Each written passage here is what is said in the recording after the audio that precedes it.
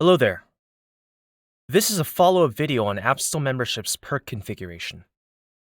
In many of the perks in the app, you can make use of a selector that can deny access to certain elements in your store from non-members. To get a selector, you first need to visit the page in your store in question. Let's start with individual elements on pages. For example, in your product pages, let's say you wanted to disallow non-members from purchasing your products by disabling these buttons. This would fall under the limiting access to the Add to Cart button membership perk, which you can configure here. Now on your product page, bring up your browser's DevTools.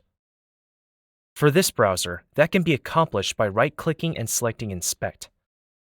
The code of the web page will display, and you will now need to find the HTML selector that corresponds to the purchase buttons.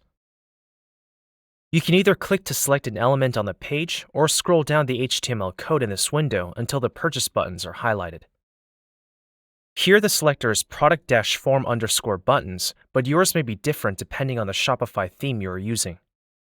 Copy the selector, come back to the perk configuration page, and paste the selector into this field. The selector will need to be slightly modified at the front. If you look back at your DevTools, you will notice that the selector is of type class. Selectors can be of this type or another type called ID. If the former, you will need to add a period at the front. If the latter, you will need a pound symbol instead. In addition, if there are any empty spaces between any of the words, you will need to close the spaces and add periods. This one does not require them, but we will show another example where that is necessary for your reference.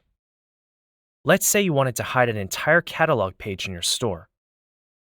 For this, you will need to select Limit Access to Specific Page in the dropdown. As for the selector, you follow the same process. Navigate to the page in question, open your DevTools, search for the appropriate selector, then copy it. Come back to the Membership Perks page and paste the selector into this field.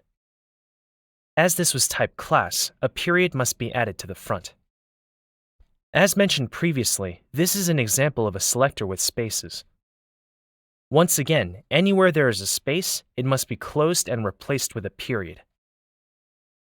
So hopefully you now understand how selectors work and how they can be used with AppStore memberships. I hope this helps. If you have any other questions, feel free to let us know. Thank you and have a nice day.